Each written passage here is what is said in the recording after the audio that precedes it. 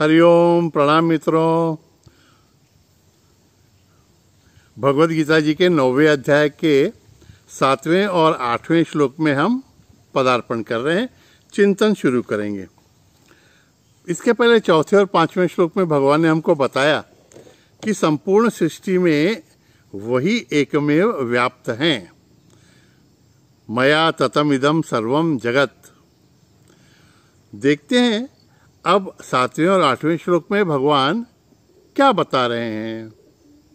7वां श्लोक, सर्वभूतानि कौन्तेय प्रकृतिं यान्ति मामिकाम् कल्पक्षये पुनस्तानि कल्पादौ विसृजाम्यहम्।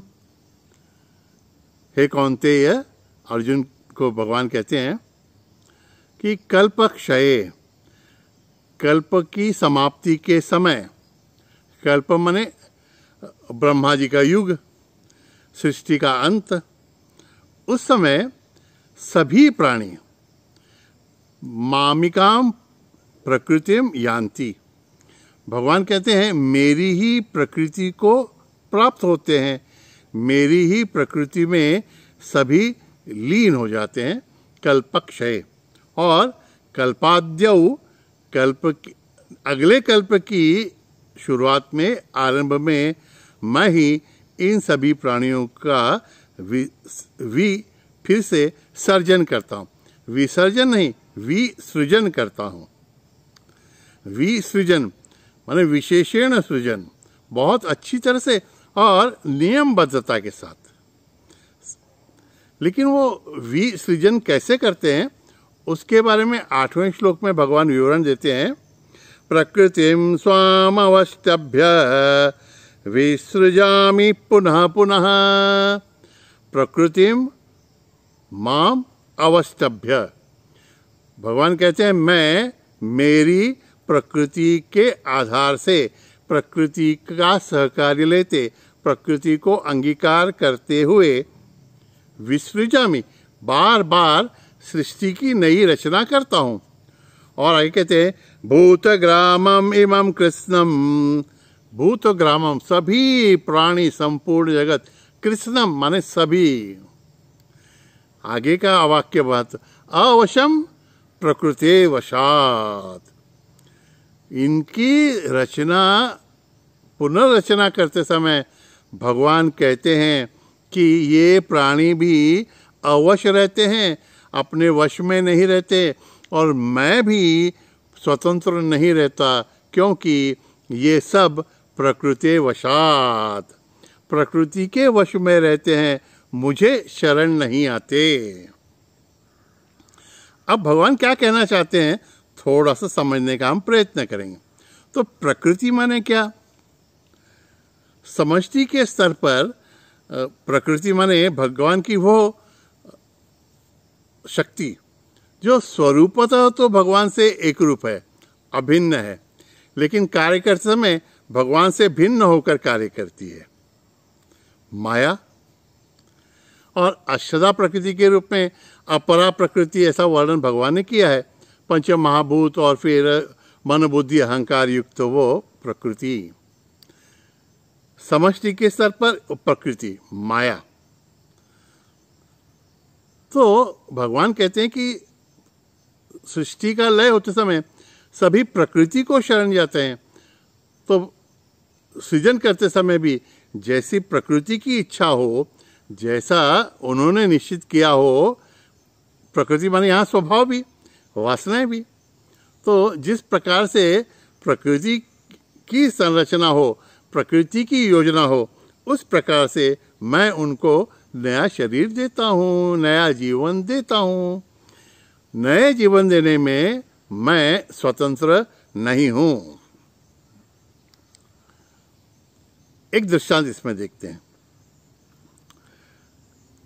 समझिए आप आपके घर में से कुछ घंटों के लिए बाहर जाने वाले हैं, तो आप मेन स्विच को ही बंद करके बाहर निकलें, तो जैसे ही आप मेन स्विच बंद करेंगे विद्युत प्रवाह बाधित हो जाएगा।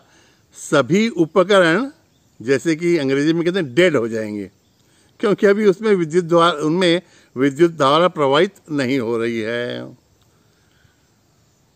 ठीक है। अब 2 घंटे के बाद आप जब वापस आएंगे और फिर मेन स्विच ऑन करेंगे, उन सभी उपकरणों को नवजीवन प्राप्त होगा, क्योंकि विद्युत धारा फिर से प्रवाहित होने लग गई है।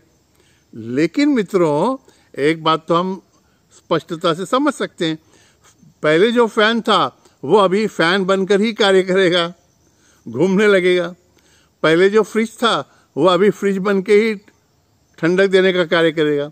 जो हीटर है वो हीटर ही रहेगा।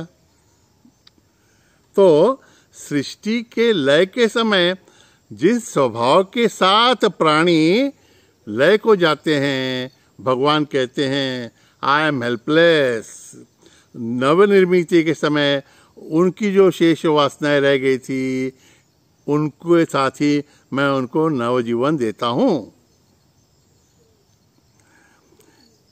यह देखिए तो एक कुटुंब में एक दादा दादी हैं और उनके 5-6 बच्चे हैं, पोते हैं, बहुत कुछ है। अब दादाजी को दिवाली की शॉपिंग करनी है, सबके लिए गिफ्ट लेनी है। तो दादाजी स्वयं सबसे नहीं पूछते, दादाजी को पूछने की भी आवश्यकता नहीं है।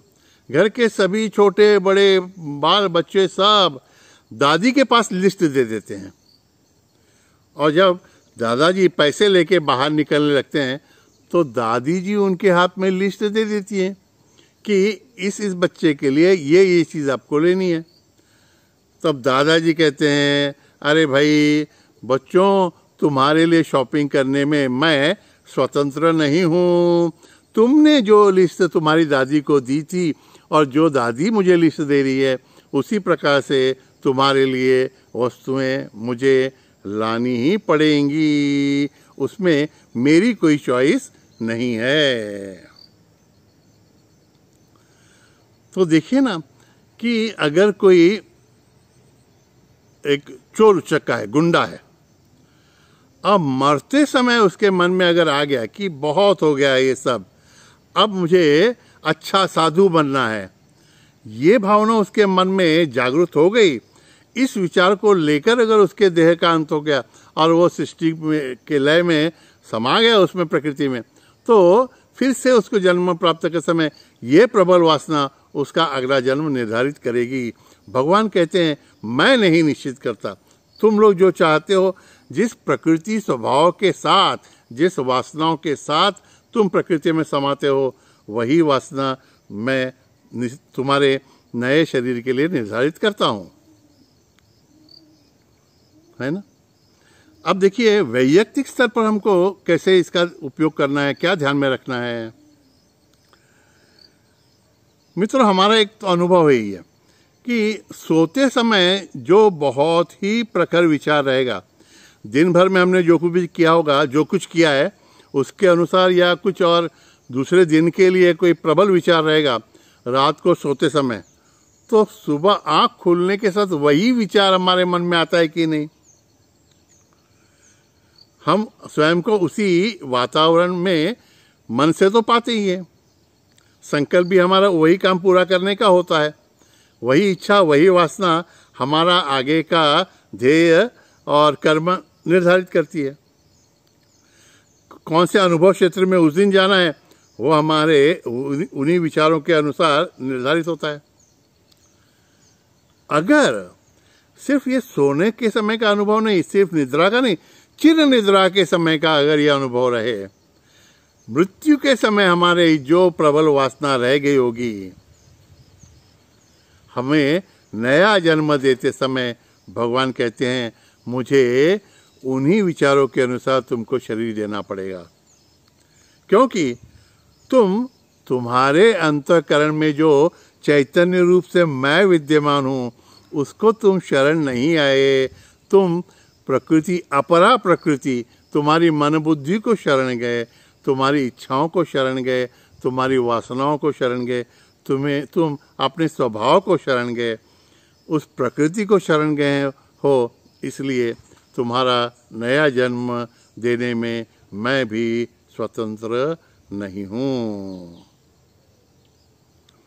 भगवान की ओर से कुछ भी फर्क नहीं पड़ता, कोई साधु हो या गुंडा हो, कोई शेर हो या गीदड़ हो, भगवान कहते हैं उन सभी में मैं समान रूप से हूँ।